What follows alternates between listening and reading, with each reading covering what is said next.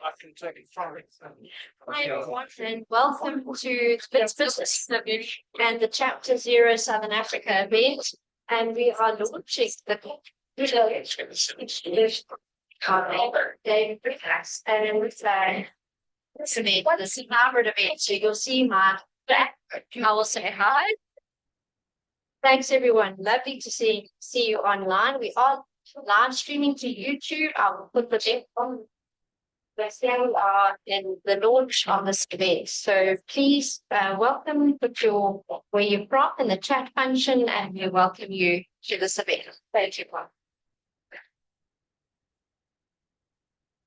We're going to start soon. According to Moa, it's 2 minutes to go. So, yes, if you need to take a drink, WBS will start on time. Thank you, Prof. So if you have any questions online, and those who would like to join online, I will project in the chat function the link. If you have any questions you would like to pose, please put them in the chat and let us know where you're from. Where are you based in the world? The Good Governance Academy operates in 137 countries around the world. So we would really like to know where you're from. If you have any questions specifically for David Williams, the author, or Professor Mervyn King, please put them in the Q&A function. Then we can discern between the function and the Q&A. Those questions and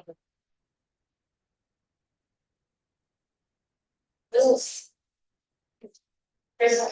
that is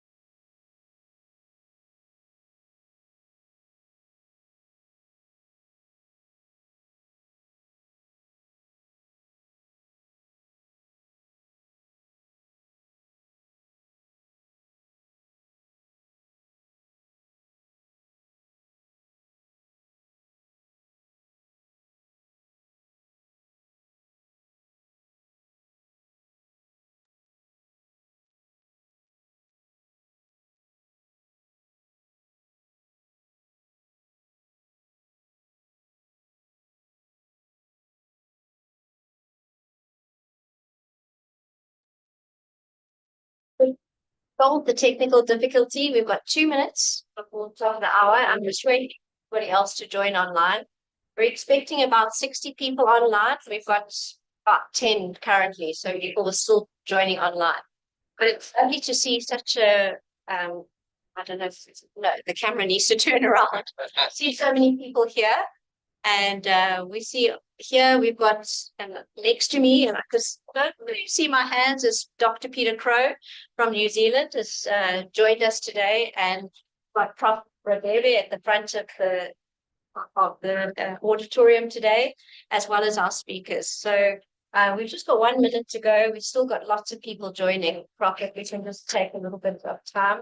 And then to the side, we have Mark Kaplan, who's the CEO of Chapter Zero Southern Africa, representing 16 countries in the SADC region in terms of the boards of directors that are responsible for climate governance across the SADC region. More than climate governance, it's really a sustainability imperative. But I think, Prof, if you would like to start and welcome people, we're still welcoming. Okay, you can start. Thank you. Thank you very much, Caroline. Morning.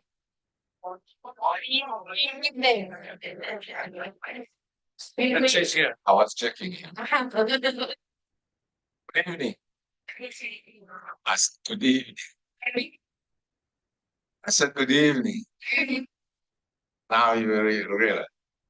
Yeah, thank you very much. Let me welcome all our guests that are here today, this evening, as well as those who are attending online. we're pleased that you're online. Please participate, engage through the chat box and make sure that we understand where you are and what questions you have.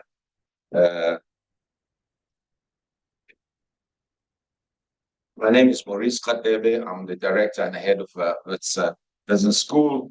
I'm really excited to welcome all of you, particularly our guest of honor, Professor Mervyn King. And let's give him a round.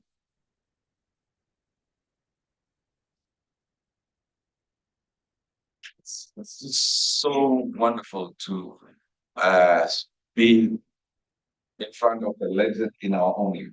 Yeah. I always tell this story that I was in one of these conferences in Europe and academic conferences, and there was a guy sitting next to me. He was from Australia, and he started telling me about Mervyn King and how Mervyn King is such a great guy. And I just kept quiet, just to the and how they are honoring him in Australia and all. And one was me. How they're having all these institutes around his name. And at the end, I said, "Listen, you're talking about the guy who was actually in my backyard." So, and and it dawned on me that in the old idiom says the prophet is not honored in his own hometown, and I purposed in my heart that we will honor Professor Mervyn King in our own town, because familiarity. And I think we're very honored to have you, Mervyn, and we are determined to make sure that you're honored in your own hometown, in your own country. I'd also like to welcome the author of the book, David Williams. Let's give him a round of applause. And this is a partnership engagement that is here today. We're also joined by our partners, the Good Governance Academy and Chapter Zero, two organizations I'm very proud to be associated with. The CEO of GGA is Carolyn Chalmers. Please, let's give and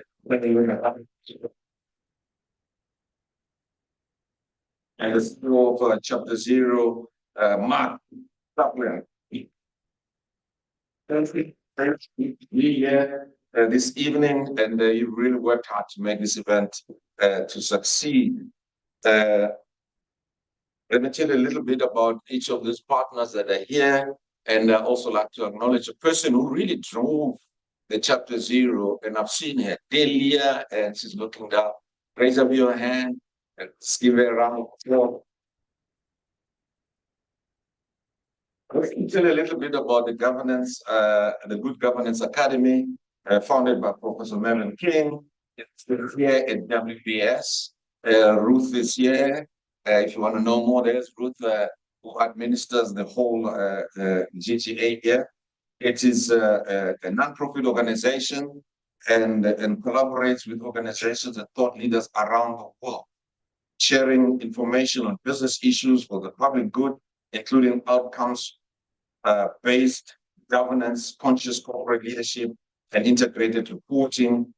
The GGA consciously aligns itself with the SDG goal number 17, which is collaboration, and SDG goal number 4, which is quality education. We are very determined here at WBS to mainstream all the SDG goals. We challenge every person to choose one or two of the SDG goals and dedicate their professional life into that. So if you're my students, I would have asked you now, what is your SDG goal? Because it must define your purpose. Whatever you do is very important. Let me talk a little bit about Chapter Zero Southern Africa. It's part of the Climate Governance Initiative, a network of chapters around the world which collaborates with the World Economic Forum to drive climate action at boardroom level. And I'm honored to be the chair of the Chapter Zero Southern Africa, and proud to work in this area to accelerate climate action amongst businesses. This is very important. If you actually carry here on my back, and I wanted to make sure that I work. I've been doing my complex job here. marketing, telling people about the chapter 0. Mark, I'll leave that with you so that if you need to know more about this, Mark will give you a copy of that. So it's very important for you to understand what's happening in this space. Here at WBS, we're really committed to make sure that the next generation of leaders that come out of this institution, ethical leaders and are competent leaders, agile leaders, but also leaders that take governance as part of their DNA and sustainability as part of their DNA, so that we produce leaders that will take particularly our continent that is bedeviled by corruption to take it to the next level. So I'm therefore very thrilled to be announcing something else. I told you that we at WBS are very committed to honor this legend. I'm thrilled to announce that we have, as a Wits Business School, got approval through all our university structures to launch the Wits Urban King Chair in Corporate Governance and Sustainability.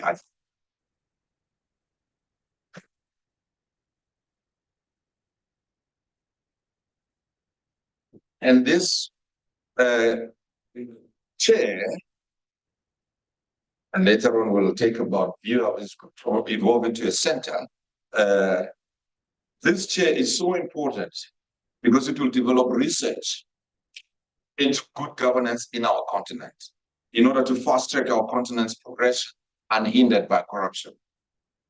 The chair will ensure that the principles of good governance and sustainability are used in all our programs at WBS, whether doing a PD, PDBA, Masters, Business Administration. It will infuse, this chair is going to be key, and it's also going to play a role in making sure that, particularly in this country, with the new government now, the 7th administration, we want to play a key role to really support the whole idea of governance in this country. Ultimately, the chair will serve to preserve the legacy of Professor King.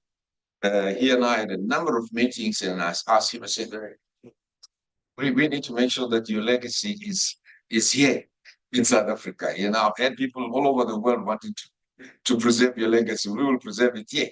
So we'll make sure that the heritage of everything that he does, that he has done, and his contribution enormously. And I tell him all the time, I call him King because I grew up in corporate life for the last 30 years or more.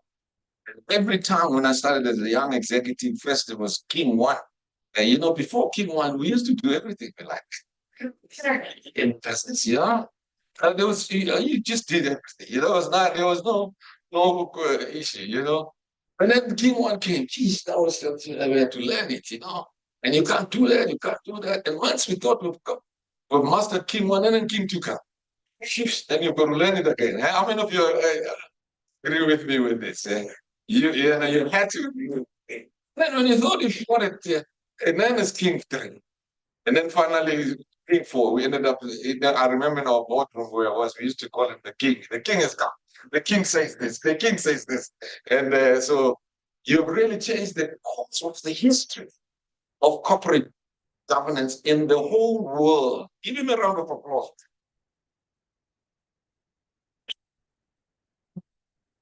Well, that's what we have here in South Africa. That's what South Africans can do. So it is my pleasure to call upon Kaplan, Chapter 0 CEO, to say some few words, and thereafter he'll hand over to David, and then David will lead us throughout the discussion today. Thank you very much.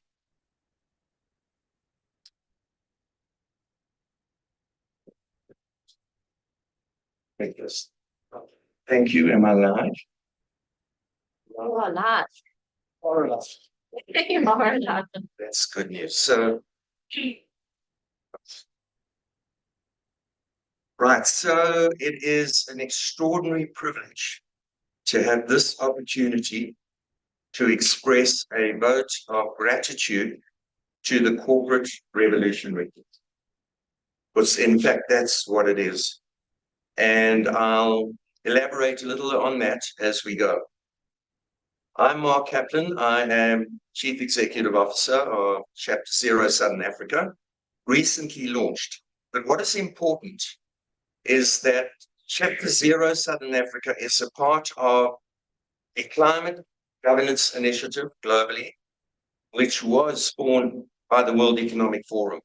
And the focus of climate governance initiative and the Chapter Zeros around the world is to educate, immerse, mobilize, and capacitate the top business leaders around the world in preparing them to drive climate change action through all of the businesses they lead. So as we stand right now, Chapter Zeros are active in 71 economic jurisdictions, and they have on their books over 100,000 of the most significant global business leaders who are being mobilized and prepared to be able to deal with climate change action. So it is probably the most significant learning program globally to drive climate change action, sustainability, ESG, and the future of our planet. So that's the context that I come from.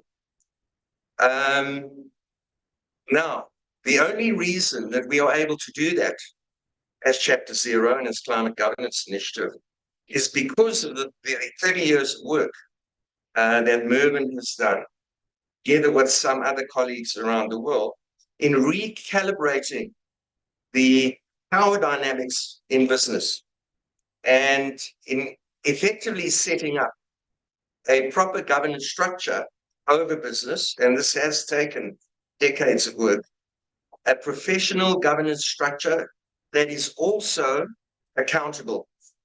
And because of that, as organizations such as Chapter Zero, we are now able to intersect with those business leaders and be sure that we will be heard, will be taken seriously, and that because they are accountable, they will be driving for meaningful action.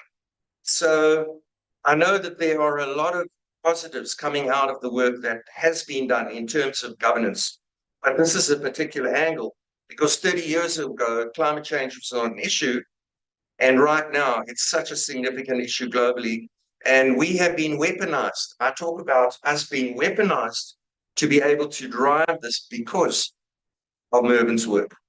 So that is really what I wanted to put forward to you. And as Chapter Zero Southern Africa, we have a unique honor in that Mervyn is an esteemed patron of our chapter. And not only a patron, he participates, he joins us at every event. And so just a huge word of thanks to Mervyn, not from me in Chapter Zero, but really from the whole world. Thank you very much.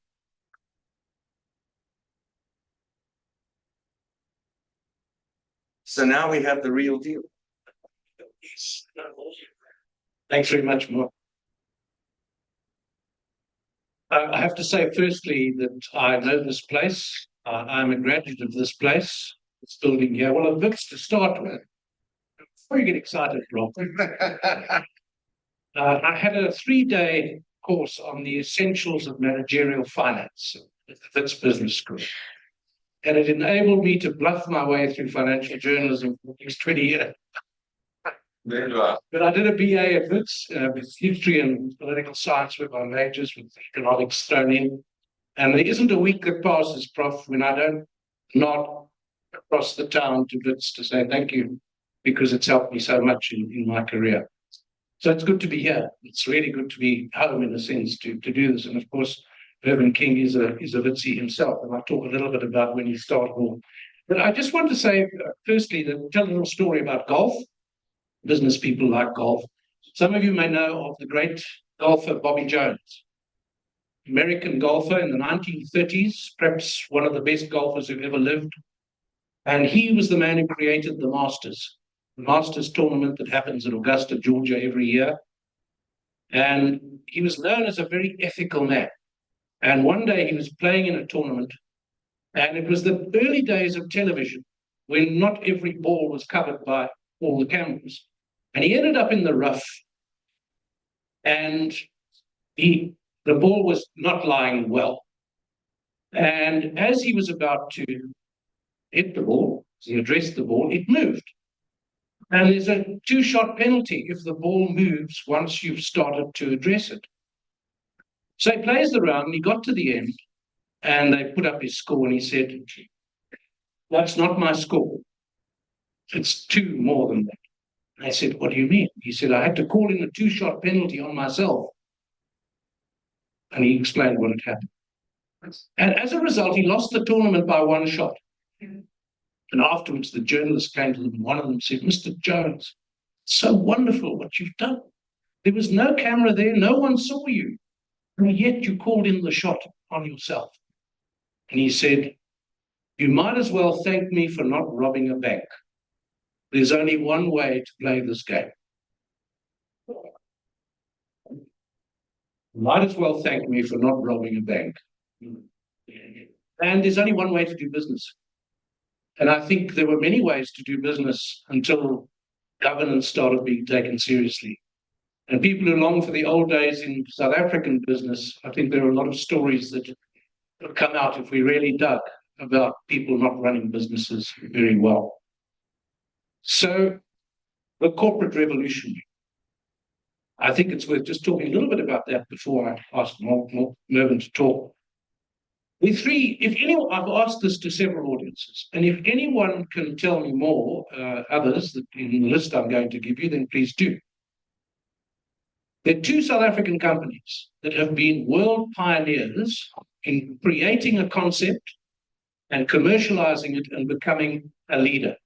The one is Sasol, which developed the technology of getting oil and petrol from coal. And the other is Discovery, whose founder, Adrian Gore, worked out that it would be better to reward people for being well than reward them for being sick, which is what Discovery is all about. The third, I believe, the third revolution in world business and governance is Mervyn King, because he has changed.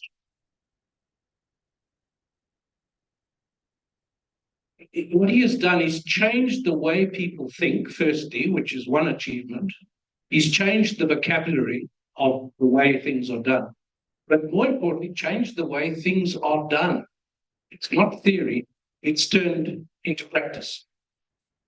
Mervyn, I've got a few other points to make, and of course there's a whole book of them when people come to read it. People say to me, "What's it like writing a book with Mervyn King?" And I said, "You've got to pull yourself together mentally before you go and see him." We disagreed on one thing. I won't tell you what it is, but it was in the way of the writing. And Mervyn said, "I don't think we need that. I don't think we need that."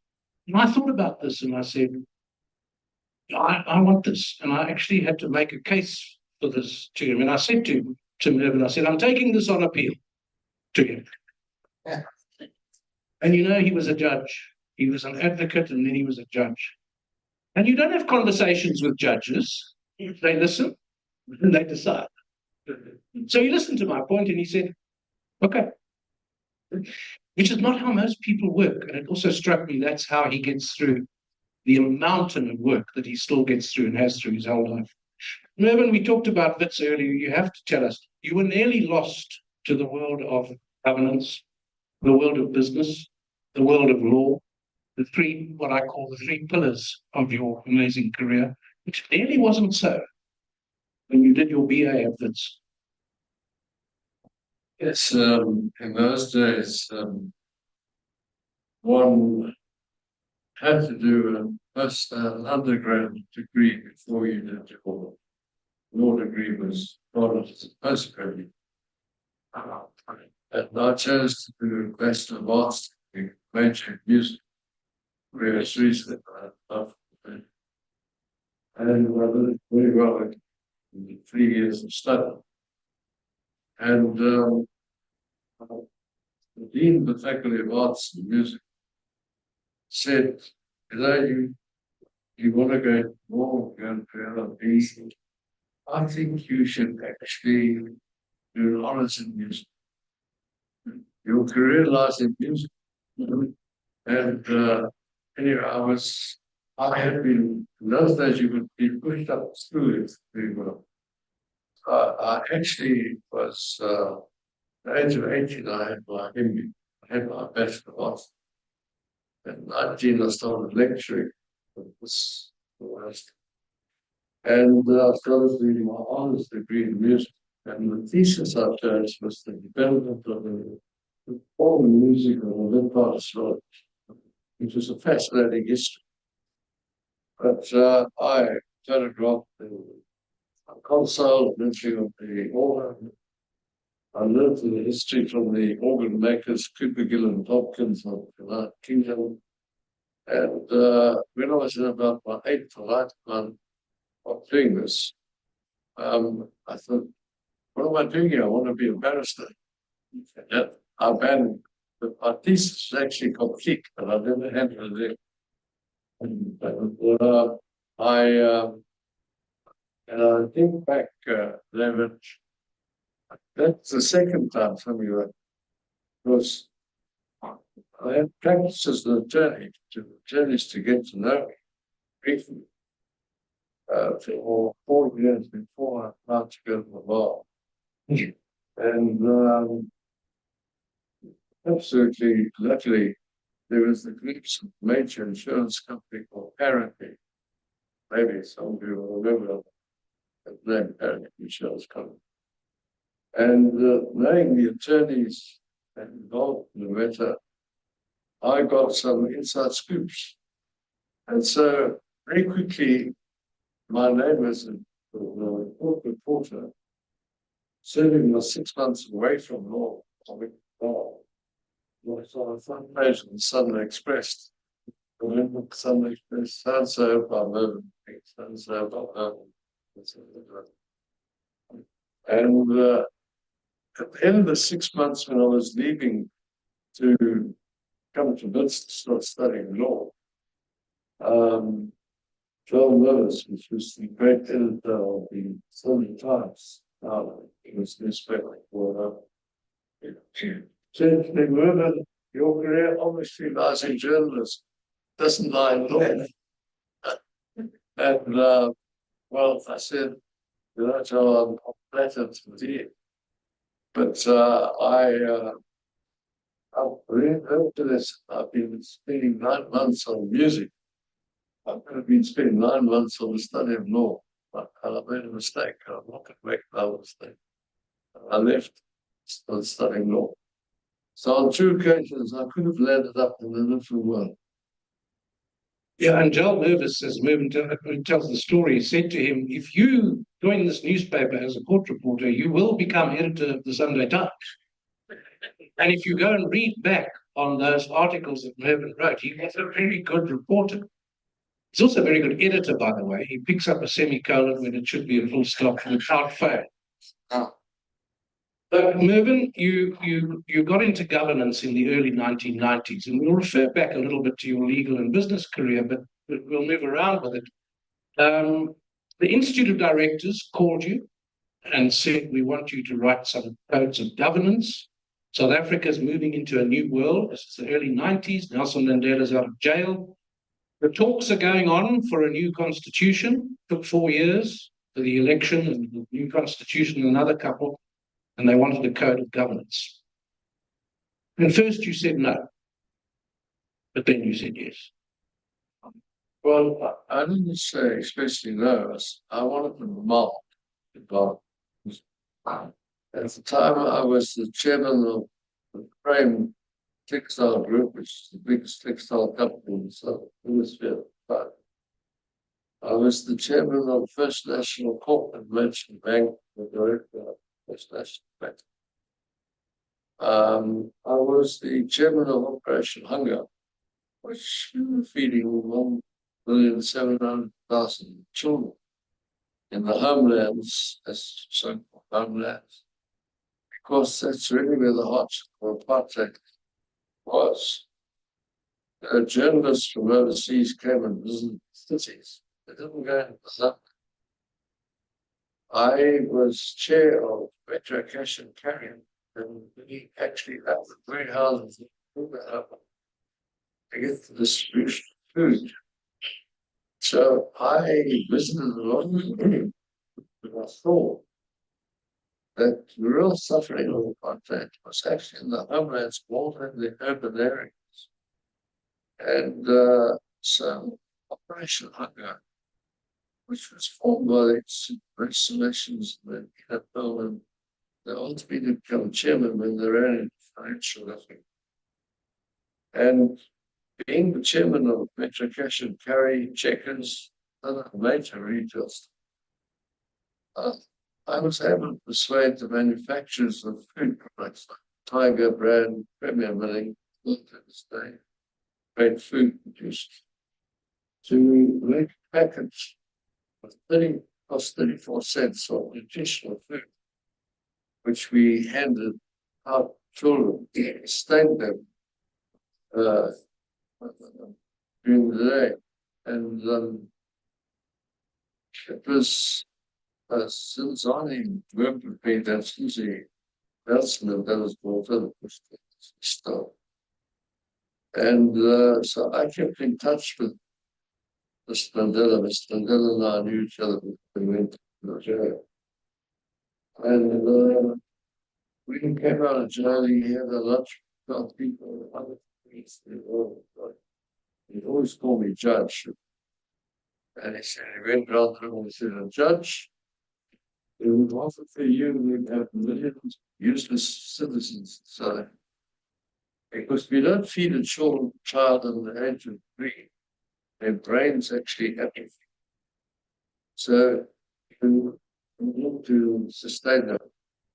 And we did, and we then started our goal philosophy. Started building a garden the size of a dog. When children used to arrive miles away carrying them to microphone. Grow plants, water, it's a cauliflower. And so eventually we got them to all they got was the nutritional package. They had to make sure their little garden was sustained. That persists to this day. It's gardens which actually grow vegetables and sustain them.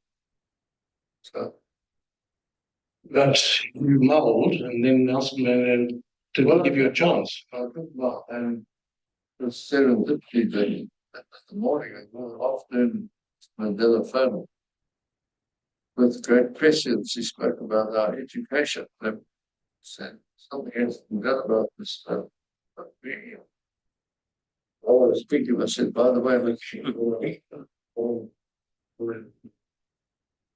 wants to write a kind of come. People are going to talk to business and business was more a land, then becoming a land of equality. And he said to me, knowing that concert, I was a former lawyer, and I knew him before he went to jail. The lawyer was in jail, we spoke to each other through his daughter. He and I had a good relationship. We by the book written by David Williams, so Nelson Mandela and me. But he said to me, but what essentially you're the right man. To me was an instruction. I started forming a committee which was reflective of what Desmond Tutu called our regulation. I had, for example, Richard Rapania, who I think Maurice, you will remember, Rapania Mal. And I'll tell you a little story which is more in the book. That he came to my house for dinner one night. And we have a Victorian dining table chairs. And Richard was not a small man. And we told a story which he thought was gloriously funny. He went, oh, oh, oh, oh. He tried to make me think.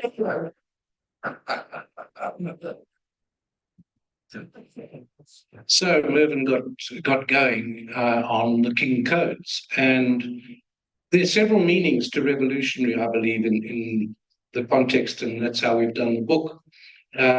In the 1990s, business in South Africa was run by aging white men, and a lot of them weren't very ethical or cared too much exactly how they did things. Appointments to boards tended to be old boy networks and family and so on. And really, there was not much thought given to how business should be run. And things that today are accepted were regarded as outrageous, such as the recommendation that directors reveal their remuneration.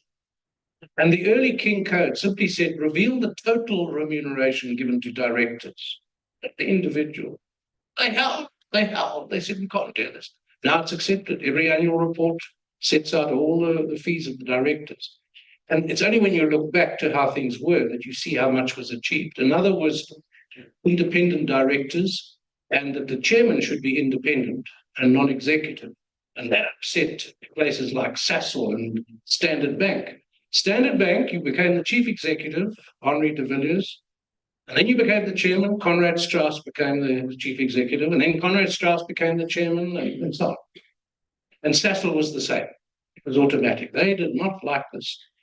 But with the support of various role players, including the JSE, Mervyn kept going with this.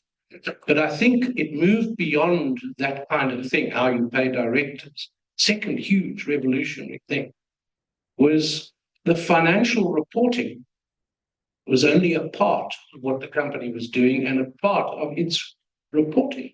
And yet it was only reporting on the financials. So Mervyn, you got going on saying the financial report is necessary, but it's not sufficient.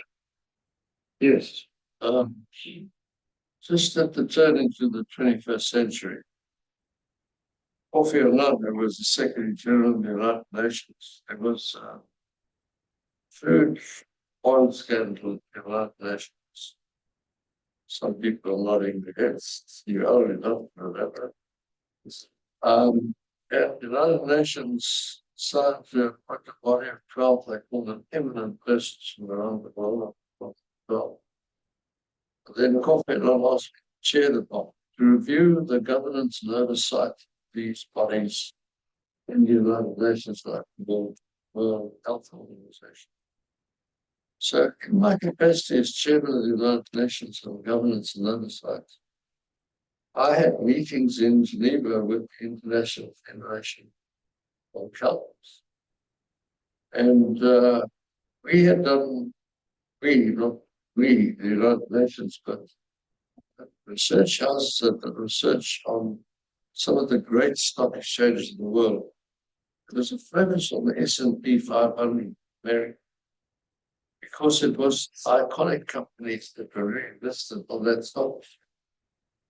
And what was found in research, that only 20% of the market cap of those companies, that's the shares in issue of the market was reflected as additives in a balance sheet according to financial reporting standards.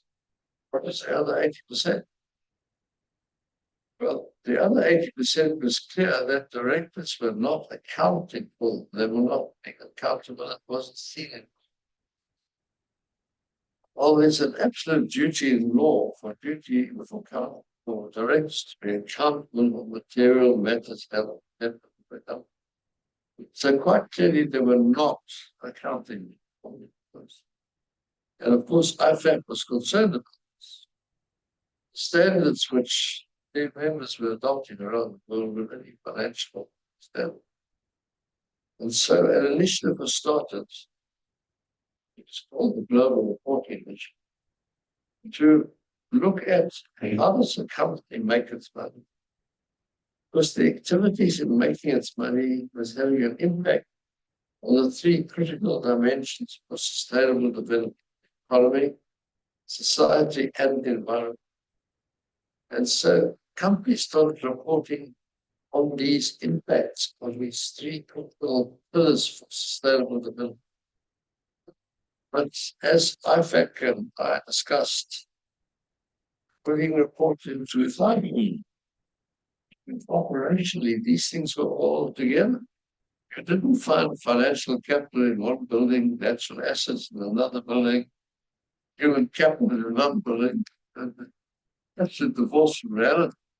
So how we were reporting was divorced from how the company was actually was in reality conducting business and operationally was performing.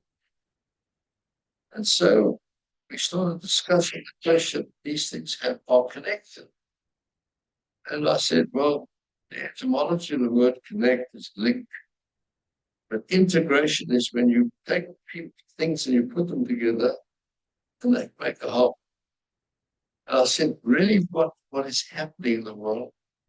Companies that these things being put together and they're becoming a whole. And it should be integrated, not connected. And King Prince Charles, time that started his trust called Accounting for Sustainability. And he was urging IFAC, the International Federation of Accountants, to get all their member bodies like the ICA, W. Institute, John McCullough, England, actually change their principles of accounting, trying to incorporate some of these so-called sustainability issues at that time. I said, well, what really is needed is I want to show how these things are integrated. Really wasn't. Prince Charles agreed with me, and he asked for a meeting at St. James's Palace, where for me to address the A4S people, really was the four other accounting bodies there, and of course the GRI people. And you'll read in the book that Sir Michael Peter was then the secretary of Pete Marwick Fan, said, I've made a speech which proves and that's the word used better, and unanimously agreed with my thinking. These things are in reality integrated, and so we should report them on an integrated basis. And we, as executives, directors in companies, should think on an integrated basis. We should build a business model through three prisms: the economy, society, and the environment, not just look at economic. Because we know that business is at the junction of those three critical elements: the economy, society, and the environment. And yet we're not reporting them. And so a few months later, Mark, Pete and I agreed we need to form a body which we form the International Integrated Personal Development Chair. We launched it at St. James's Palace, and this it out is gold embossed. Pete and I drew up the invitation list. We made sure we had people involved in corporate reporting, even though they were opposed theoretically, which are like FASB, Financial Accounting Standards, IASB, International Accounting Standards Board. We adopt Jones now. So he invited everyone like that. It's a huge audience at St. James's Palace. And everybody received like this gold embossed invitation. His Royal Highness Prince Charles invites Maurice and Bibi gold embossed letters to a meeting at St. James's Palace on such a day. No one said no. Everyone turned up. It was a full house. And I spoke, and it was unanimous. These things, integrated thinking was absolutely critical. that for years we had incorrectly thought of these things in silence. We had to integrate that thinking and look at them with the three prisms of the economy, society, and the environment. If we were going to achieve the goals, the Sustainable Development Goals, clean cities, quality education, etc., etc. These are all outcomes-based. And integrated reporting was outcomes-based. The inputs, the activities, the outputs, like waste, how do you deal with it? And then the product is made and it goes out into society. And in turn has an impact on society. And so sustainability was seen like a coin to have two sides. The activities of companies acting on those three critical goals of sustainability. But those three critical pillars of sustainable development, like the economy, when Lehman Brothers collapsed, impacted on the economy. It was limited liability capital, which everyone in this room is associated with, that financial statement wise and operation. When COVID hit, social impact on everyone. And of course, the degradation of planet Earth, we could see what was happening. So, and so the International Integrated Reporting Council was formed, we formed the framework. And today, integrated thinking has gone around the globe. In French revolutionary terms, that Bastille has been stormed. There is no organization, never mind limited liability companies, that think today to build their strategy on silo thinking. It's integrated. So Mervyn said Prince Charles agreed with him. Would have been interested to see if Prince Charles didn't agree with him, who would come off best. It's a great pity, though, that you didn't see him a bit later so that we could have King going to see the King.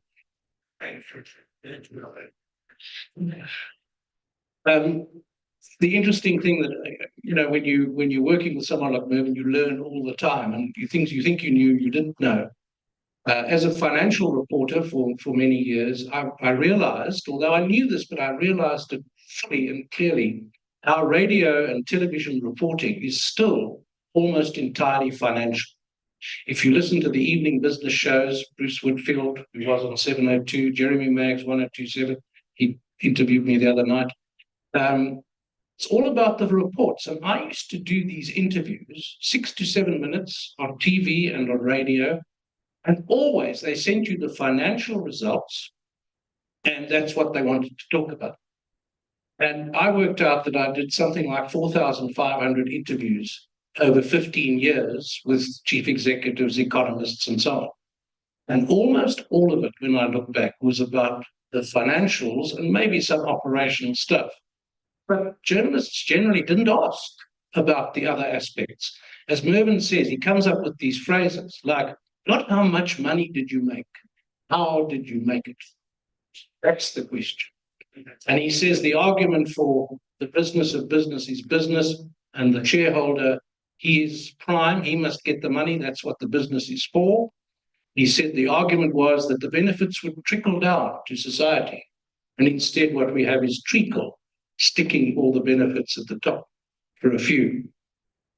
So that model has to change too. And I'm hoping that this book will help to change the model of how the media write about governance. But another revolutionary thing, and this for me was the biggest eye-opener, again, Mervyn's gift is to tell you things that you actually knew, but you never realized it, that you maybe sensed, and now you see it clearly. And that is what I've just said about the view that business is there to make profits for the shareholders. And I don't know how much of the ideology of the Wits Business School is about that, but it certainly was about that. Yeah. And I'll give you an example from my own experience. When I worked at Financial Mail, met Steve Mulholland, legendary editor. He went to Australia as chief executive of Fairfax. He's quite a flamboyant guy, and he came in there. Australians don't like South Africans generally because of the way we beat them at rugby.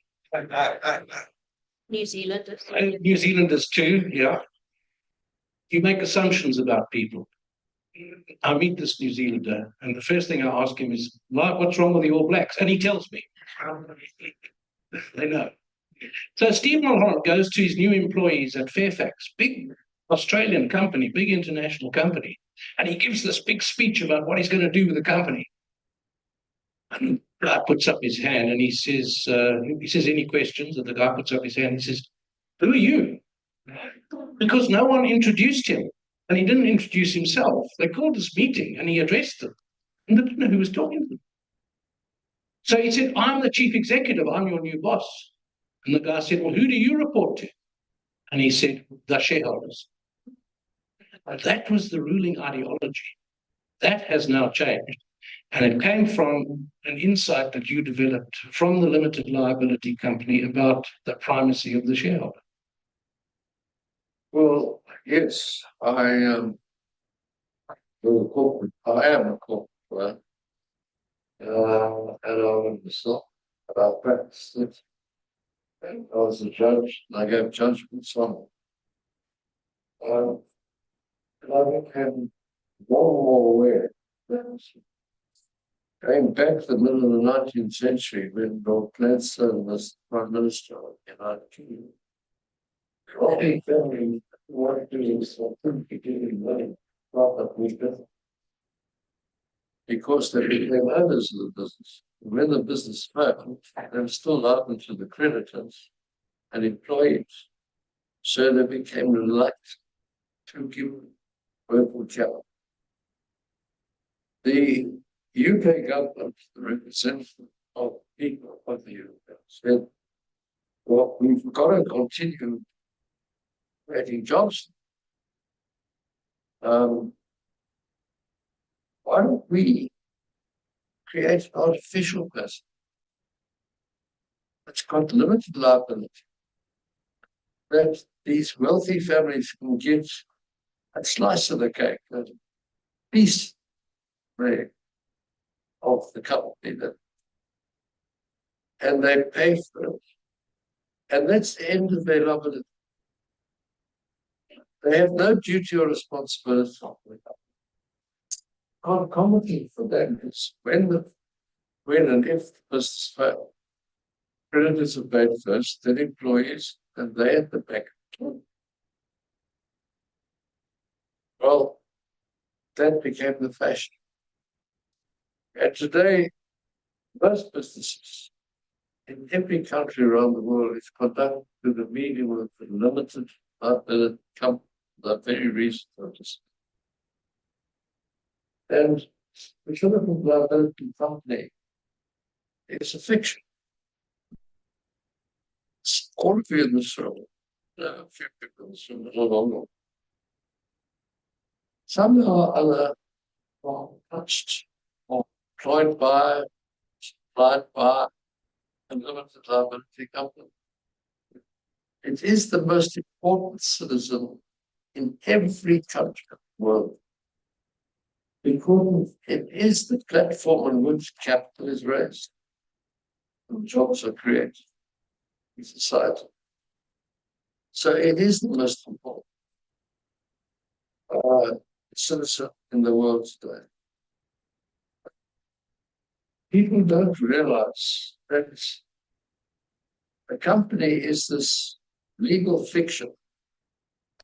You get a certificate of incorporation. None of you in this room has ever touched the company, has ever seen the company, because it's intangible. It exists as an entity, but it's a fictional, incapacitated entity. There's no heart, no mind, and no emotion.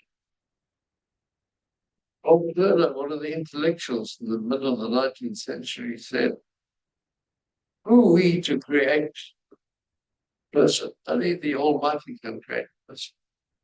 And we're creating a person that has no heart, no mind, and no conscience.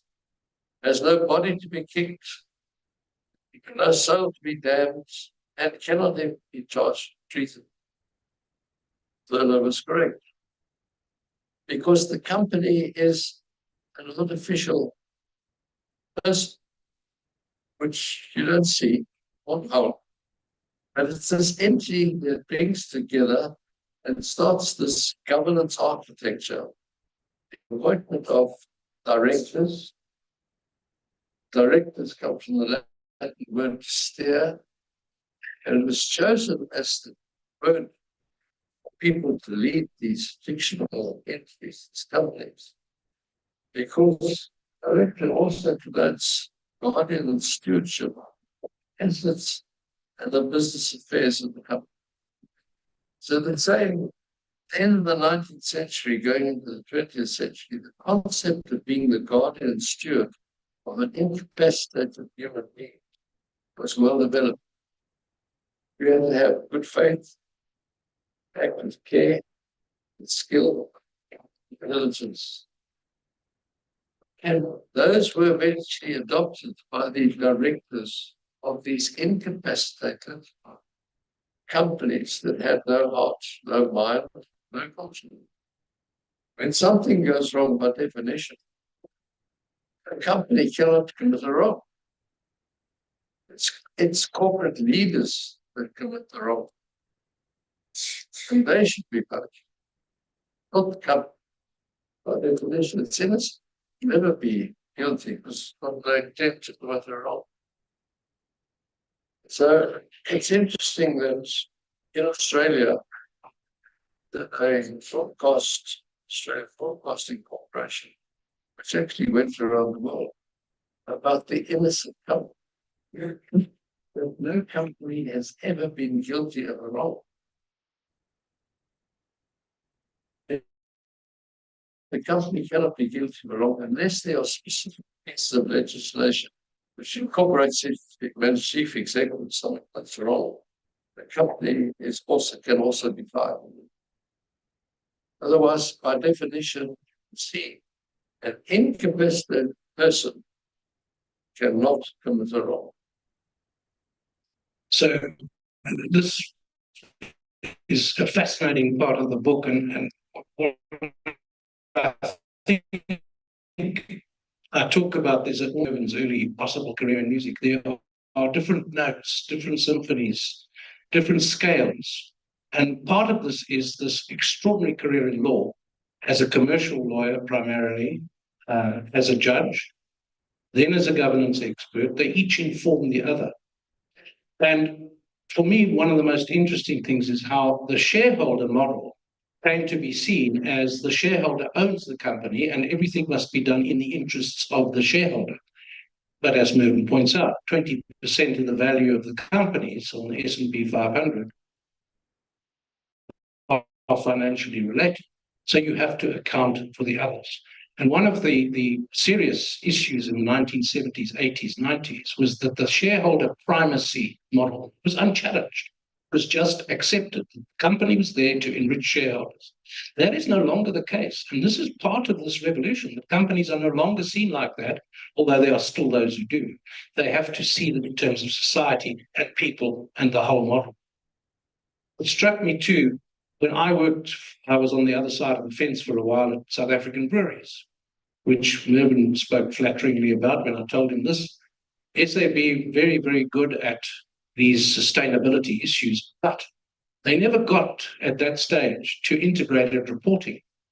They appointed an arts graduate as the social responsibility person. There was a whole division for social responsibility, corporate affairs, dealing with the government, charity, choirs, and it was seen as the nice soft side of the business.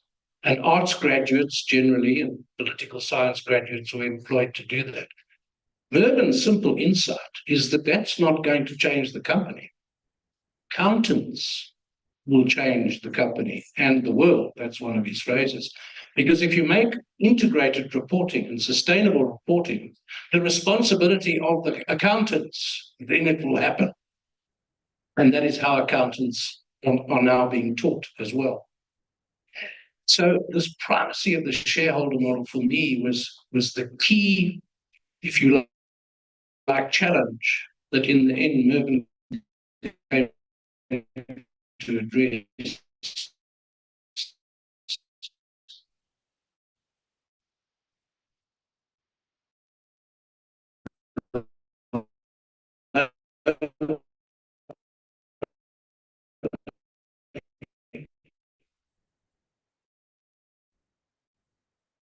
individual companies in South Africa and the world. Mervyn mentioned Lehman Brothers and its ripples across the world. In South Africa, Steinhoff very recently. And people say, well, what's all this governance stuff if you can still have people doing this? These guys ripping off companies and stealing. And the point is that governance wasn't done properly. What I call the cheerleader board. So you've got a chief executive who shoots the lights out financially and gives great dividends to the shareholders. And the board says, carry on, boy. We're not going to ask you any difficult questions. That's what happened at Steinhoff.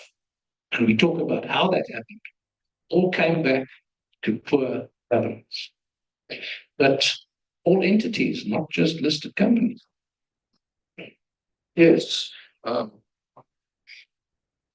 When we moved from the apartheid government to come to the equal opportunity, in the 1900s, beginning of the 1900s, the ANC government saw fit to change the way companies were managed and directed by people in detail, everything you had to do, and creating the public finance management act. Change the language of chief executive to accounting officer requirement. And when one reads the PFMA, compliance with the PFMA is a mindless exercise. Do it, comply, tick the box. Now, I've, as a last decades, spoken to many people in the great state, they spend 60% of their time on health. The sword of Damocles of 10 years imprisonment over their heads, instead of spending 100% of their time on performance, only 40% of their time. And I think it's one of the problems that have arisen in Australia. There's also the very detailed issues of guilt. Now, as a corporate lawyer, I can tell you, more rules and more regulations there are, the more you can get around. You have broad principles, difficult to get around. The detail of procurement, the regulations are very detailed. It's like it's a nest for the incubation of corruption. And so it has turned up. And I've had discussions with some of our leading politicians. One who is still in the in our new GNU cabinet, so I won't mention his name.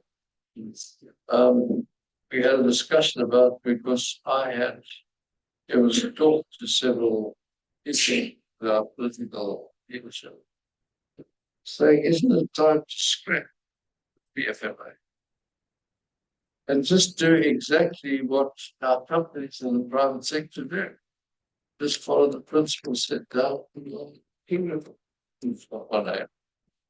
It says the principles of how you should conduct your and let people think mindfully, not mindlessly, and comply with things. Here you are, but the private sector, big blame. I said, but I'll tell you what, let's look at the company's list and tell us. Let's take a basket and put in that basket all the apples, all those guys. We got 5 from. Said, let's take another boss. How many SOEs and SOCs are we said 500 approximately. I said, were there any good ones? Over the last 30 years have consistently given unqualified workforce, have consistently given a decent return on assets employed. It's that. Got 3. 3 in his boss. But the PFMA was designed to achieve for it. I said also it's fallen into disrepute.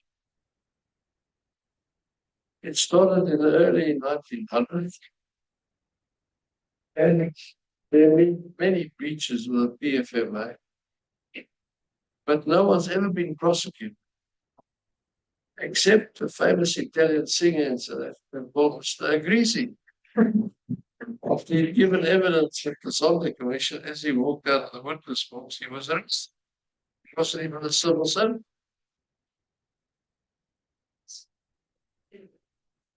Well, I said, it should make you think. Mindless compliance is detrimental for thinking.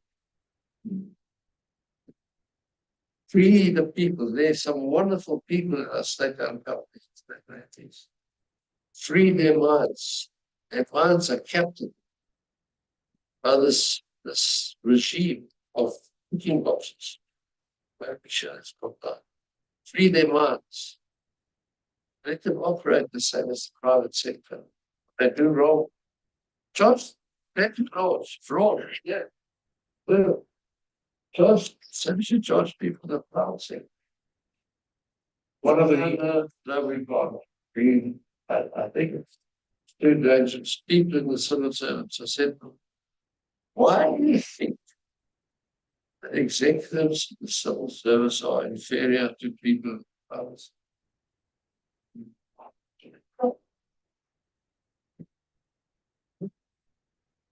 Let's practice the perform, not conform. Not that going to work every day to say I have to conform. Actually capture their minds. one of the themes with the codes is that the principles movement started with the King One. They remained the same. And one of them, which surprises people, and a lot of criticism in America, Europe, here, is the codes don't have teeth. You can't enforce them. They should be made law. And Movement said no. And he kept saying no, because he said, as soon as you make it a law, then people will hire lawyers to show that they didn't break the law. And this will go on for years. But if you have principles and peer pressure, it's much easier to get those things done. I'm going to open it if there are any comments. We were asked to talk for 40, 45 minutes, which we've done. If there are comments or questions you'd like to put to us, but particularly to Movement, that's fine. But there is a story to me which vividly illustrates what happened to the public sector. In February 2008, it was a rainy day. You'll remember that all the lights went off. That was the first seizure of Eskom. And in the days that followed, I will never forget the television helicopter image of an Eskom power station with the coal stockpile. And the coal stockpile was some dust on the ground. There was no coal to feed the power station. And that was one of the reasons why the power stations fell. And it turned out, we wrote about this in Financial Day, that there was a manager who was responsible for stocks, and he had been told that he would be rewarded for bringing the inventory down. Now, they teach you at the business school about inventory and what role it plays in companies. Now, you've got to get your inventory down as if it's a tin of baked beans standing on a shelf, and there are too many of them not earning their money, so you must clear them out, and just-in-time management and so on. The problem was, operationally, the rule was you need a 45-day stockpile. 45 days, in case things go wrong. But the operational people weren't talking to the guy who was managing the inventory, who presumably got his bonus because he managed the inventory down. But more to the point, where was the board? saying, why are you doing this? Have you spoken to them? How can you do? No, those questions were not asked. And it's to the Eskom board, not Eskom incompetent technicians, that you actually have to lay the blame. I found out in the process of writing something is that in the first 40 years or so of Eskom's life, they had 4 chairmen. In the last 20, they've had 15. Now, if you want a single fact that explains what's happened at Eskom and Transnet, it lies there. Are there any comments or questions that you'd like to put on any area that we've talked about? So shy, these business school people. Yes, that's it. Names and things in here.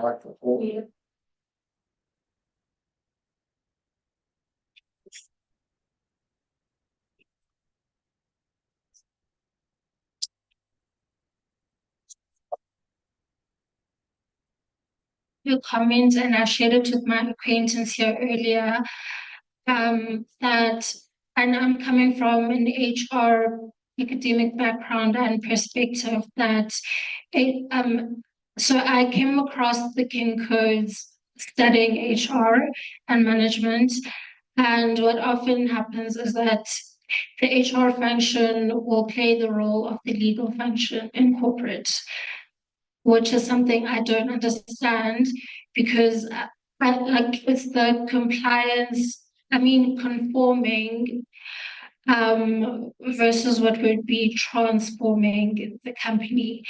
He's also asking when the King 5 code or reports will come out.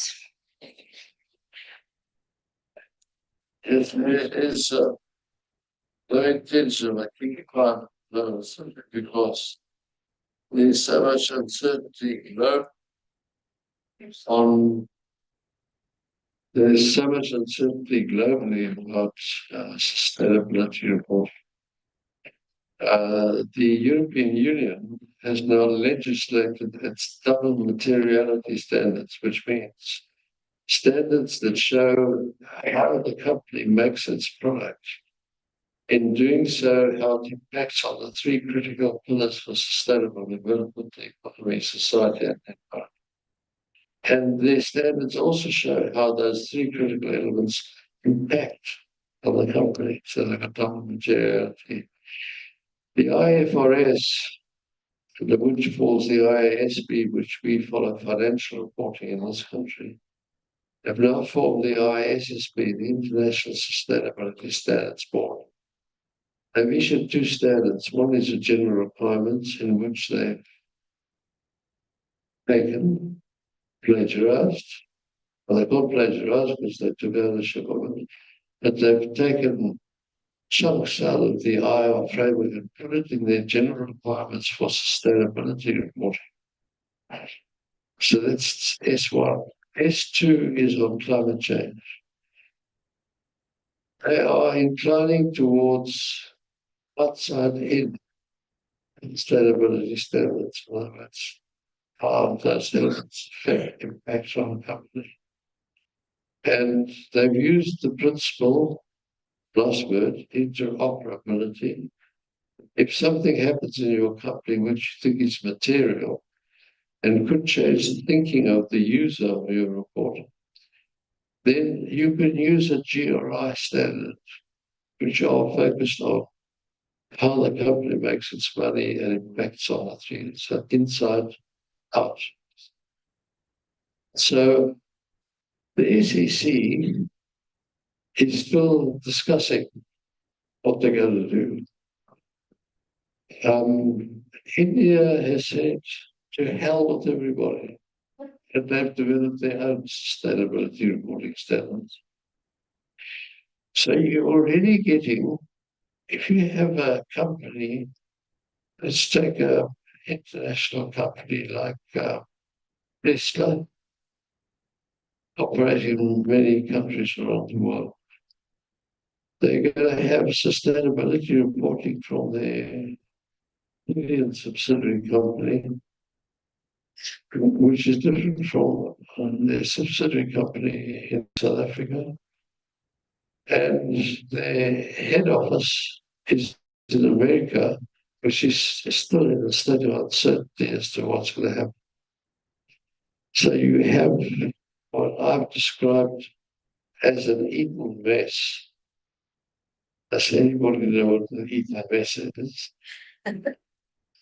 Well, I'm sure everybody knows Eton is a famous school in England for boys. And in 1893, you can Google this, I'm giving it to you quite accurately. In 1893, the Queen was invited because some of her grandsons were there to play a cricket match. And she was invited to stay for lunch. Now, the kitchen was quite small because it was a pavilion for the cricket matches, and they had prepared a strawberry pap for dessert. And so it was getting in the way on the table. They took it down and put it on the floor and put a lace covering over it. And then the chef and other people in the kitchen went on working. And the old Labrador of the cricket pavilion walked into the kitchen, looked around, where's a comfy place tonight? And he lay down on the lace and squashed into the strawberry pavlova. Well, being Eton, they were enterprising. They took the squashed strawberry pavlova and they put it in a big bowl. They mixed it up with the meringue and the cream and other berries and things. And they put it in big wine glasses and served the dessert around. And it became known as the mess dessert. And that's what is happening in regard to sustainability reporting, unfortunately. We are arriving at the Eton mess. And I can just tell you something.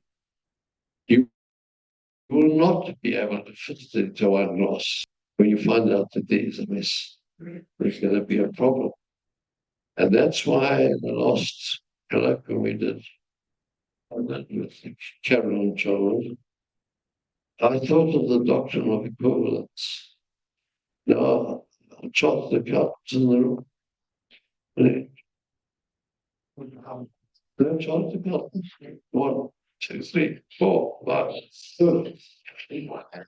Well, of course, the fathers, yeah. But they bring back 30, 40 years ago, there were many principles of accounting to do your financial statements. And yet they were very similar. So the doctrine of equivalence, which arises from patent law. So if I hold a patent in this microphone, for example, David copies it, and the court comes to the conclusion there's no insignificant difference. And they will find that he's breached my patent. And that principle of insignificant difference started being applied legally in financial reporting comparisons where there were different standards, where external auditors were able to say that I'm not going to qualify my audit because substantially it's the same and there's no insignificant difference in the reporting. So the doctrine of equivalence is something that chartered accountants are very aware of. And what I've been saying now, talking around the world, colloquium which we have spread to our 4.5 million users in 137 countries, that the doctrine of equivalence is going to be absolutely critical on the question of comparability around the world. Otherwise, we're going to run into terrible trouble. And that's all because of ego. The EU believe that double materiality is correct. I'm not going to say whether they're right or wrong. It's a debate we can have another day. IFRS is inclining towards outside-in standards. India has said, as I said, they've got a potpourri of standards. Now, so we've got problems on our hands in corporate reporting and in the financial service industries from a point of view of comparability. Being a company in Morocco with one in New York and one in South Africa. Now, that's something we didn't want. And unfortunately, it's starting to develop. And there are also political reasons for this. In South Africa, I could just spend another minute or two so you're all informed. We have a section of our Companies Act which creates the Financial Reporting Standards Council.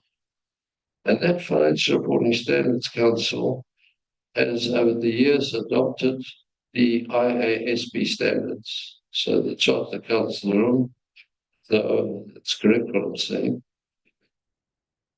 But the Companies Act doesn't talk about sustainability reporting or anything else. They only give them statutory power on financial reporting. So we have to amend our Companies Act to give the FRAC, which contain the name FRAC, because we want to amend the Companies Act to give them power to say what standard of sustainability reporting in our best interests of our country we should adopt, because there are different standards in the world. And it should change to Corporate Reporting Standards Council. And that is going to take about 2 years, I believe. And I can just tell you, because I do operate internationally, that over the next 2 years, whichever country, sustainability reporting is going to be mandated. You will have to report on it. Because how you report reflects as how you behaved in a company. And how you behave in a company is going to be critical to saving planet Earth by the end of the century. Okay.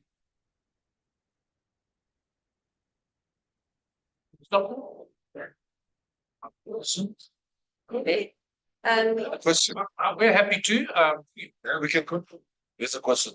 One comment, one suggestion, There's another question. a request.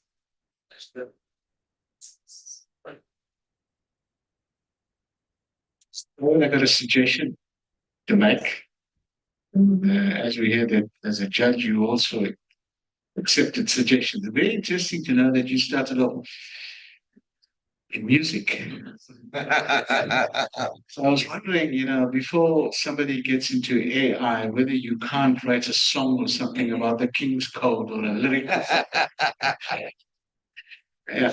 So the question I have here is essentially one related. Now, we've seen unemployment figures come out. We've got this whole concern about inclusive growth, etc., like the G20. The discussion is that we need to do something about ensuring that we address this issue of inequality, etc.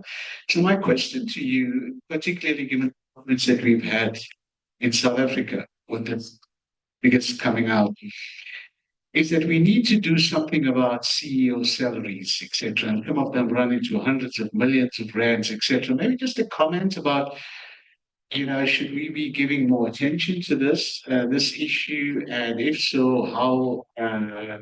What should we be doing it? And your perspective on this. I suggest we take 3 questions. Wait, do one at a time. And Prof, we have some questions online. We have some questions online as well. But the answer, in my view, to your question you've raised, or the issue you've raised, is that let's assume the executives earn 10 million rand, and there's an outcry about this. The answer is, in my view, the executive, you call him in and say, your salary is now 1 million rand a year, But during the year under review, these were the adverse impacts which the company had on the environment. Work out a plan how you and your management is going to eradicate or ameliorate those adverse impacts. If you can do that, you're going to get a 3 million rand bonus. These were the adverse impacts on society, the way we conducted business. Give me a plan how you're going to eradicate or ameliorate those adverse impacts. If you achieve that, we review in a year's time, get another 3 million rand bonus. Also, you said we're going to increase our bottom line by 7%. But if you exceed that, you'll get another 3 million rand. Now, let's assume the executive team achieves all that. They're able to eradicate and ameliorate those negative impacts. Now, you can make a statement to society that you've actually improved their quality of their lives. You've improved the environment in which they live. The adverse impacts on them as members of society has improved. And that's how you reward it. And if they don't achieve it, they'll end up with only 1 million rand. So the answer, in my view, is not, as the Companies Act has been amended, to disclose the highest and the lowest. What's the consequence of that? Well, what is the consequence of that? For criticism, but what happens to people at the bottom? How do they improve their lives? And I think the answer is variable remuneration, where you actually get people to, if the executives and the staff and everybody make sure that the company, the way it carries on its business, has positive impact on planet Earth. Oh, that's a huge quality improvement to society. And that fulfills the founding of a company, because it was founded by society, for society. Thank you. Thanks, Prof. King. I had a question come in from the YouTube thank you very much, to David. Dave, did you think of other titles other than corporate revolutionary? People say that's a good question. As a journalist, the guys say to you, that's a good question, which makes the journalist feel good, so then you're well disposed to them.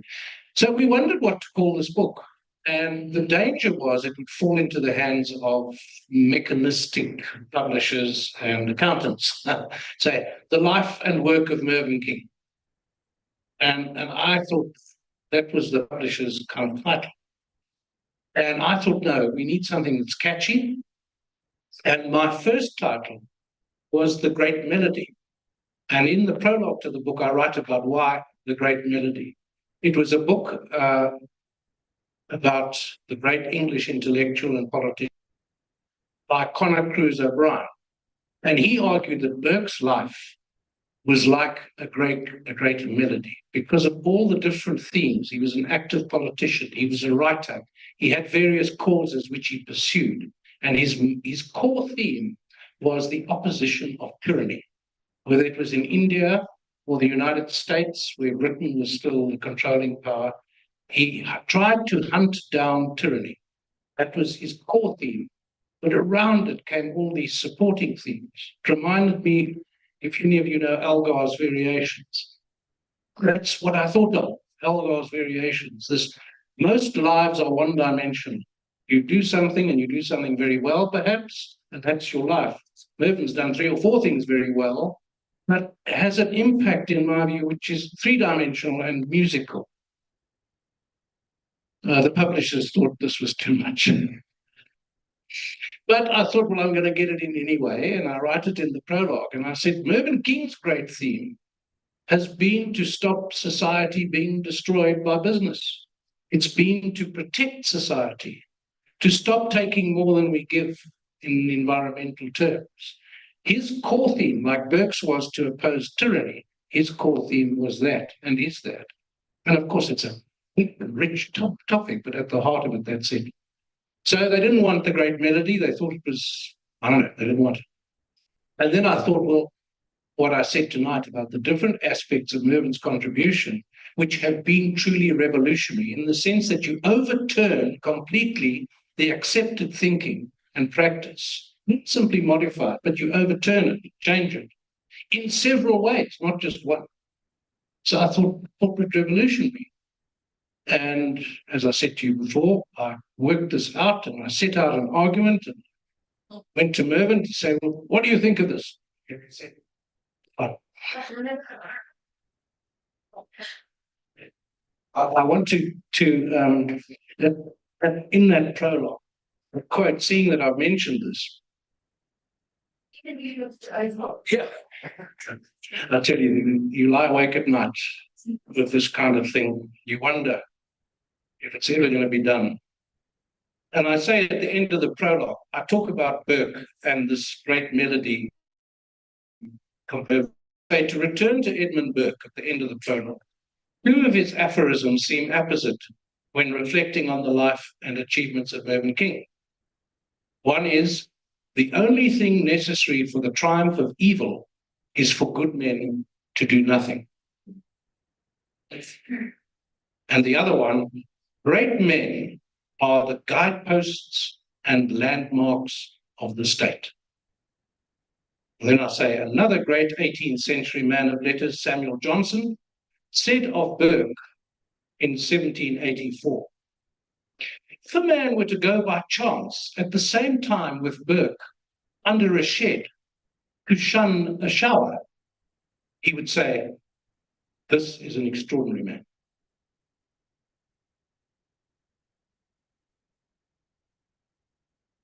Thank you, David. And we have actually another question for you. And that's one that came through from LinkedIn. And the question was, you've written so many books, and this seems a bit of an exception because it talks about, it's really a business book, whereas the other books are history books, but this is really a business book. So how have you found this book compared to the others that you've written? Didn't expect that question. I think where I've been lucky as a journalist and writer and broadcaster is to follow my interests. And I think you're a lucky man or woman if you set out on your career and you're able to follow your interests and not spend your day doing boring things and try and follow your interests on the weekends. And you've got to have a bit of luck. And my interests included sport. So I've done a book on rugby, the All Blacks versus the Springboks, the first 80 years. There we are. 3 books on cricket with Ali Bacher. And these they didn't make much money, but they're labors of joy because I'm interested in them. So they were enjoyable. I've written 2 books of military history, South African military history, which is another interest of mine. As I say, following the interests. And the big one that's coming up is on railways. I've always been passionately interested in railways. I'm a spoorwegkind. And I've done 2 reports for the Brenthurst Foundation on the destruction of South Africa's railways. It's a lighter word is not possible. People don't realize how bad the destruction of Transnet has been and PRASA, the passenger rail agency. It's not simply a question of turning it around. Some of it will never be restored. And what is restored, it's going to take a long time to get to where it needs to be. The new chief executive of Transnet, Michelle Phillips, people say she's good news and so on. But the job of fixing the damage of the last 30 years is so huge. So I write about my own rail. I worked on the railways. I went to Wits through making money on the railways. And I write about that. And I spoke to my old politics professor and I said, I'm worried about references. He said, don't worry about the references. It's not a thesis you're writing. Just write it and say what books you read. So, yeah. But this one, I found I'm more mentally stretched because I couldn't just write about what I was interested in. I had to engage with Mervyn's interests, and they are deep and wide. And as I said earlier, you've got to pull yourself together mentally when you go to see it. But fun. I'm not saying it was a formidable thing. It was fun. It was fun to work with him. Don't waste time. Got to get organized. And if you look at the CV, there's not a CV. it's not a CV, it's a book full of things that he's done. So, and I began to understand, you learn all the time. If you want to really succeed, get things done and do them as soon as they cross your desk and get rid of them. And that's what he seems to have done his whole life. Thank you, David. Are there any other questions in the audience? Yes, there's one here.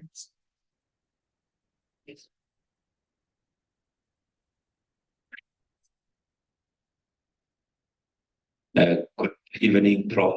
Prof. King, my question would then be, how do we ensure that we take a balanced approach to the issues of sustainability? And I'll give you an example. We're talking about renewable energy sources, but how much of the green sources are used to produce renewable energy? How much of coal and these energy sources are used to produce the very same renewable energy source that we are talking about? How do we take a balanced approach in that sense? The answer. I haven't got stops. The answer is just transition, and those connote time and money. I give you a very good example. I had a fireside chat. I don't know if you organised it, Kerry, I can't remember, with the chairman of Shell and myself. And of course, young people, as you know, are calling, turn off the taps, stop the oil, turn off the taps. Well, in the European Union, the biggest shareholding by pension funds are Shell shares. The biggest dividends they've received over the last 30 years are dividends from Shell. Most pensioners get their complete pension in the European Union from the dividends of Shell. So, turn it off today. Some of those pension funds have got so big that they are the subscribers to IPOs, initial public offerings, in the new companies which are operating around the world. So you cannot just turn off the tap. It would destroy pensioners' lives. It would destroy new company startups. It would destroy economies. You've got to, over a period of time, work out how you're going to transition from fossil fuels to renewables.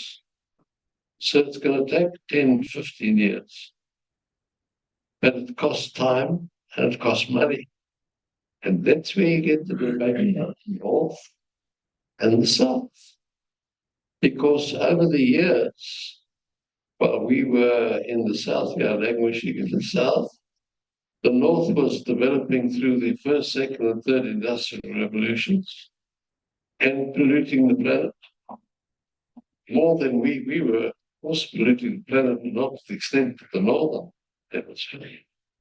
And that's why the argument is they, the countries in the North, must finance us to have a just transition so that we can, over 15 years, take our move away from fossil fuels and our coal power station. Imagine if we turned off our coal-based power stations tonight.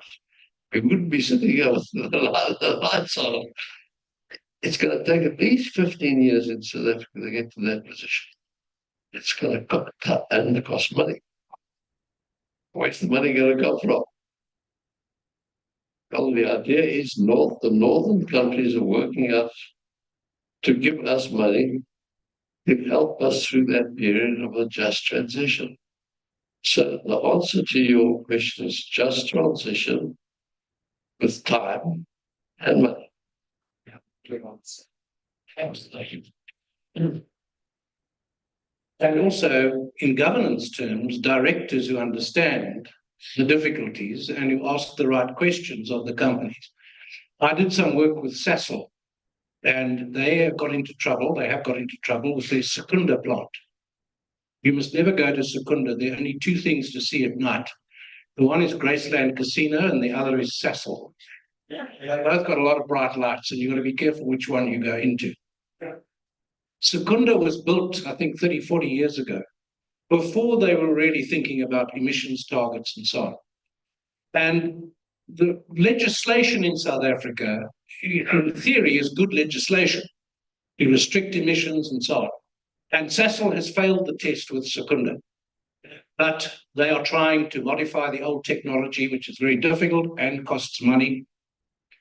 And you engage with government on these things. There's a new chief executive, Simon Boroy, who's very impressive, but he's got to deal with this issue. But Sasol has a few facts at its disposal. So if you shut Secunda, turn off the tap, as Mervyn says, just stop oil. People don't realize that 40% of petrol in Gauteng comes from Sasol. 40% of the heartland of South Africa. Now, you can shut off the taps, but we can't, and economic growth will be destroyed. So it's complicated.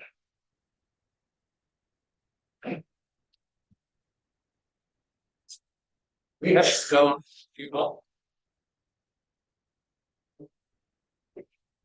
Good evening, Prof. My name is Vanessa Batelezi. I wanted to ask, because you said the corporate governance principles, you were against making them law because you stated that the lawyers would review otherwise.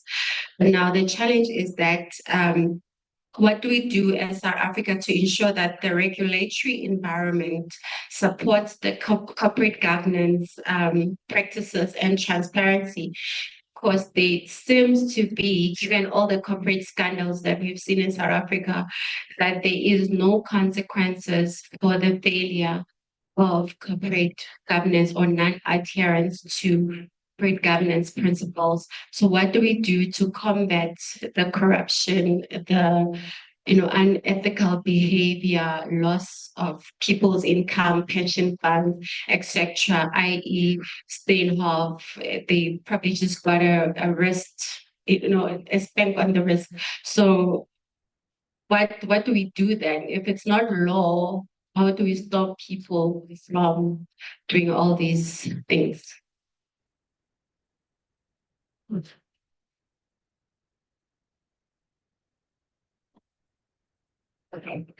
Well, the wrongful acts are frauds, thefts, falsification, and there are many laws, both at common law and statutory, that cover those offences.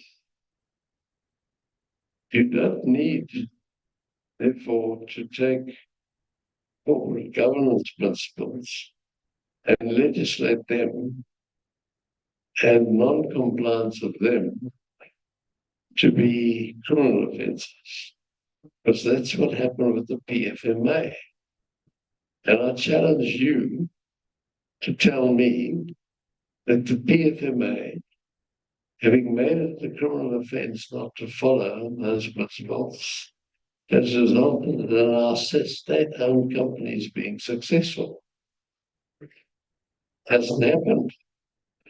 You cannot legislate for honesty or ethics or intellectual honest thinking. To have that mindset where you realize as a director, you're a steward of that company's assets and its business affairs. And you've got to look after them as you would look after the assets of an incapacitated child. Companies I've chaired, it's critical that the directors are diligent and they understand the business of the company. They understand what's happening. So when there's a board meeting and there's a 30-page management report, I would phone one of the directors. So Karen, say, Karen, have you read your papers? Yes, ma'am. I want you to go into greater detail. Wikipedia, Google, do what you like. Just research it more, because when we come to that item, I'm going to ask you to start talking about it. Why? Because I want to discuss to the more informed level than just on the management report. And we go around for 45 minutes talking about it. And eventually I say, I think the meeting is inclining to enhance ABC. Is that agreed? Yes, Chair, yes, Chair, yes, Chair, yes, Chair. I'll just pick on one chair. Well, Miss Professor Adibi, and I said, Professor Adibi, please will you explain to me in great detail why you voted yes? Now, Professor Adibi hasn't understood that management report. Hasn't understood the 45 minutes of discussion. He'll sit there with 3 rows of teeth and blushing in embarrassment. And that's how you get good governance. You do it through peer pressure and making sure that everybody carries out their role properly. Directors actually do their homework. Now, please believe me, in companies that start, I can't see anybody else been in the company where I've been the chairman. Companies that I've chaired after 4 or 5 board meetings, nobody talks across the table and there's a discussion. They talk through me. Nobody comes unprepared. They've done their work. And be able to make an informed discussion and come to an informed business judgment call, which is in the long-term best interest of the health of the company, knowing also the needs, interests, and expectations of our stakeholders. So you get this holistic thing happening. It does not help in those circumstances to legislate for those things, because it doesn't improve the honesty of your director, that he won't steal, but also that he will do his homework, which is absolutely critical. Here's the classic negligence of the board in the state sector. Passenger Rail Agency of South Africa, PRASA. Passenger journeys steadily declining after the early 2000s. Every year, fewer and fewer passengers going. And I remember someone saying, why are people turning away from the trains? They're not turning away from the trains. There are fewer trains running and they're not safe and they break down. So this was a pattern, and COVID came in 2020.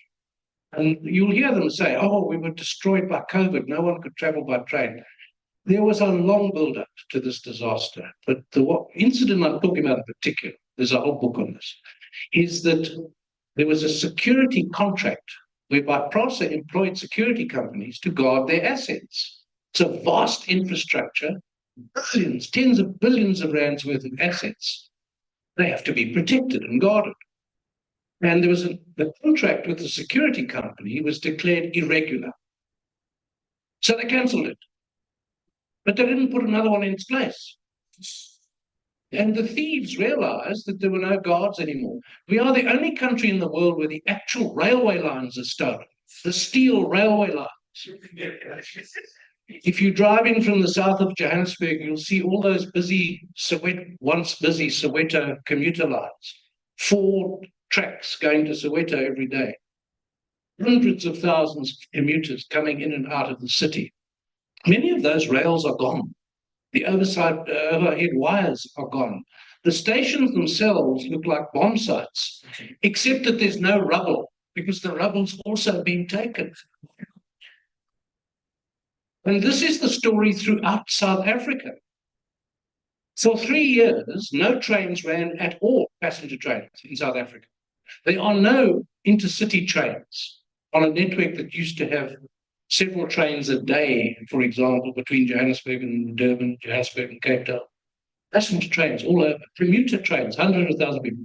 No trains at all for 3 years. No country in the world has experienced such destruction. It comes because the PRASA board didn't say, if you're cancelling that contract, who is going to guard the assets? Make a plan immediately. No one did. Thank you. I've just been called to account myself, so we can't have any more questions. We need to address your questions outside. So sorry, I know you have a question, but we can address them outside. And we have got, I'm Carolyn Chalmers from the Good Governance Academy. We've got some more online webinars that are happening over the next couple of months. The next one is happening on the 22nd of August next week, where we have a similar fireside chat, but of an international flavor. And then Prof. King is going to run a series of workshops, online webinars next year on chairmanship and exactly what he was speaking about earlier. So we are going to have this series of chairmanship and what it is to be a good steward of the organization from a chairman's perspective. These are all online free webinars. The recordings are available online. I have put some links up on the chat function. The chat will be available. We will circulate it. But I would like to take the opportunity to thank David. In terms of authoring the biography, I know that myself and one of the directors, Owen Skay, the director of Rhodes Business School, were really emphasizing that Prof. King needs to write this biography. And I thank David for doing this. We really are appreciative. Thanks, Prof. King, for being here today. And a very special thanks to Prof. Radebe for Wits Business School hosting this event, and for Chapter Zero Southern Africa and all the work they're doing in educating boards on sustainability, and at the moment the present focus being on climate and climate change and the information around that. So with that, I'd like to say thank you very much. Please join us outside and join Prof. King. He's available to sign, and David as well, to sign your copies of the book. The booksellers are available outside, so please, if you can, make your way there and join us for some eats and drinks courtesy of Wits Business School. Thank you very much, everyone, for joining.